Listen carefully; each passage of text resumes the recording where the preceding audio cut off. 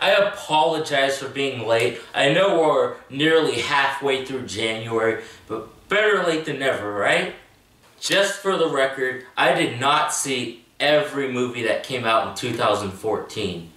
For instance, I never saw movies such as Birdman, Whiplash, The Theory of Everything, or Top 5 because they never came to my local theater. I mean, I do just about anything to see one of those movies right now in order to have some of those, or if not all of those movies on this list right here.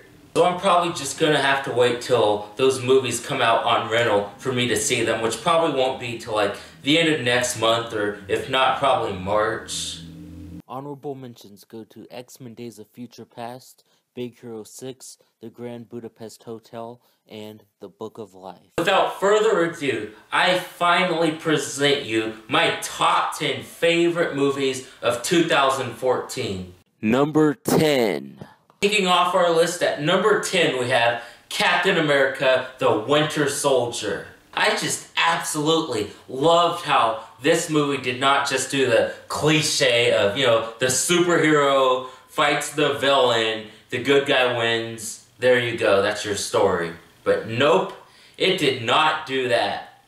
This movie actually focused on the downfall of S.H.I.E.L.D. as the first Captain America movie from 2011 really rushed through its story in order for it to be a setup film for the Avengers. This movie did a really good job at actually telling its own story. The Captain America franchise learned from its mistakes and made up for it in this movie, as it also was a setup for Avengers Age of Ultron. Number 9. Next up on our list, we actually got to see Jake Gyllenhaal at his best. From his days from when he played Donnie Darko, it looks like because of this movie, he is finally starting to get the appreciation he's always deserved throughout his entire career. I now look at the news in a very different perspective because of this movie. It also makes me wonder, is a lot of this footage we see on the news even recorded legally? Because I often wonder, how did the news channels even get this footage? Well, this movie might have answered my question. Jake Gyllenhaal's performance was incredibly fun to watch. He made me laugh.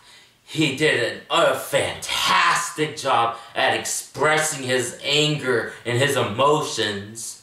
Plus, the climax scene of this film was incredibly suspenseful, as it made my heart drop. Number 8.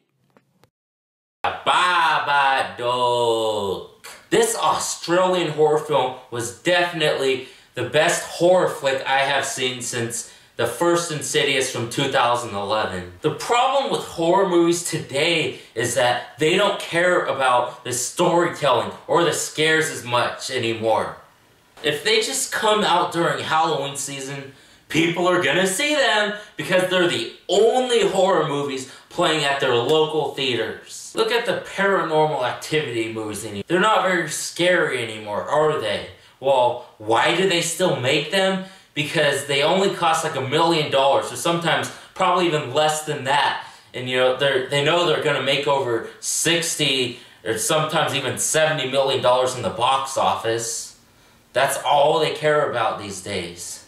The Babadook is just one of those types of movies that we don't really get to see anymore these days. I really hope this movie put out inspiration towards other companies directing horror movies to actually make films the way they once were again. Number 7. Next up on our list is the movie Chef.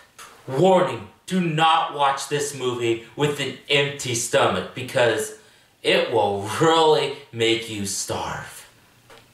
This movie is about a lead chef of this very highly profiled restaurant in the Los Angeles area who then gets terrible reviews from this food critic, which ultimately leads him to going into a rant and causing him to lose his job. So then he moves to Miami and then opens up a truck that sells Cuban pork sandwiches. As the lead character's film had recently gone through a divorce, I really like how the story did a good job at focusing on the father and son relationship between the two main characters. I found it to be pretty heartwarming at some parts of the movie and pretty funny as well. As harsh as this might sound to some of you, I'm not a really big fan of child actors unless they can actually do a good job. The little boy in this film, played by MJ Anthony, did a really good job for a child actor. This movie also pokes fun at adults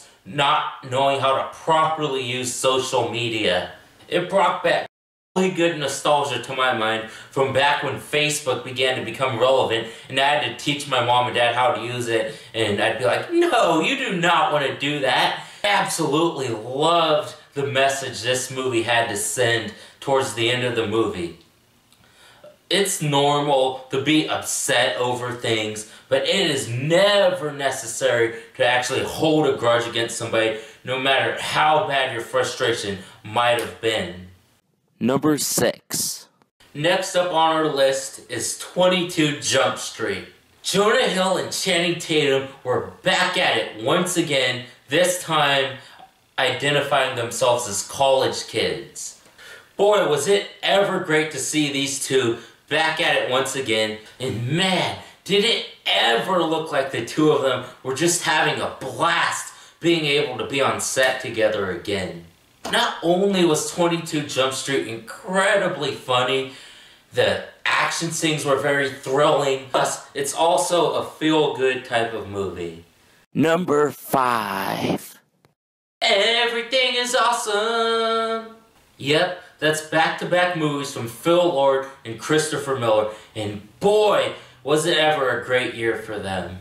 I walked into that theater thinking, okay, this is probably just going to be another one of those generic kids movies that's also just a commercial for Lego.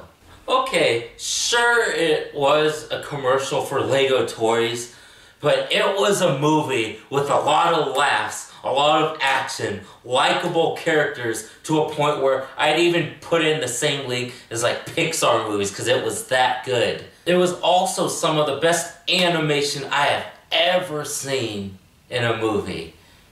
Every shot of this movie looked like it was actual Lego pieces moving around to a point that I couldn't even tell it was CGI. Emmett, Wildstyle, Batman, President Business, every character in this movie with this all-star cast was just so likable. The Lego movie was, and how Jeremy Johns would say, awesome-tacular. So are the next 4 movies on my list. Number 4. Next up, number 4, we have Guardians of the Galaxy. The Marvel Expanded Universe has done it once again, this time bringing us Captain America the Winter Soldier and Guardians of the Galaxy in the same year. Whoever thought that a space opera with 70s music could end up being this good? One of the elements from Guardians of the Galaxy that I appreciate the most is definitely the character development. I'm going to take an example from another movie that came out this year, which was one of my honorable mentions, Big Hero 6. In Big Hero 6, we didn't even really get to know like half of the members in their team. And now in Guardians of the Galaxy, another superhero movie that focuses on a whole team rather than just one individual, I feel like we actually got to feel attached to all 5 members of the Guardians of the Galaxy in this movie. It's a space opera, or a superhero movie, whichever one you want to consider, disguised as a comedy. This movie was absolutely hilarious. The only other movie that I saw in 2014 that made me laugh even more than Guardians of the Galaxy was 22 Jump Street. I also didn't really think there was a bad performance in this movie. Chris Pratt was a great casting to play Star-Lord. Really like Zoe Saldana in this movie. Dave Bautista is a fake wrestler who had no acting experience prior to this movie, and I thought he did a really good job. I mean, his character had the most emotional backstory to it. He did really good. Plus, I like Bradley Cooper voicing Rocket Raccoon, and yeah, I know Groot, all he said was, I am Groot, like how a Pokemon can only say their name. I really like Groot. Oh man, I would absolutely love to someday see a collaboration with the Guardians of the Galaxy and the Avengers in a Marvel Expanded Universe movie. Number 3. Next up, number 3 on our list is Gone Girl. It's a film based on the best-selling novel that is directed by David Fincher.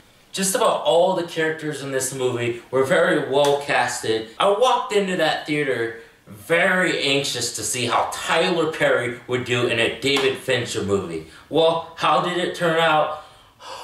I couldn't have asked for a better performance from Tyler Perry in this movie. He played Ben Affleck's defense lawyer. Thank God Tyler Perry finally decided to take off those granny clothes and just play a normal role in the movie because, you know, he needs to do this more often. I can't believe I'm really talking this positive about a performance from Tyler Perry. Ben Affleck's character comes home and his wife is nowhere to be found. As Ben Affleck's character was being framed for the murder of his wife, it did an unbelievable job at confusing its audience of what really happened. We actually think that it could have had gone either way. With all the plot twists and turns, it's incredibly suspenseful, and we just don't get movies like this very often anymore. If I were to go any further into plot details, I would basically be spoiling the movie. So go see Gone Girl if you haven't seen it yet. Number 2. Apes! You know a movie's special effects are good when you can't even tell if it's CGI or if it's real animals. I'm calling it right now. Dawn of the Planet of the Apes is the modern-day Terminator 2 Judgment Day. What do I mean by that? Well, it's the next very suspenseful, exciting roller coaster ride film that is actually better than its preceder. I was very concerned how this film could actually do with a completely new cast outside of the apes. Could the new human characters be similar to Transformers: Age of Extinction, or could it actually work?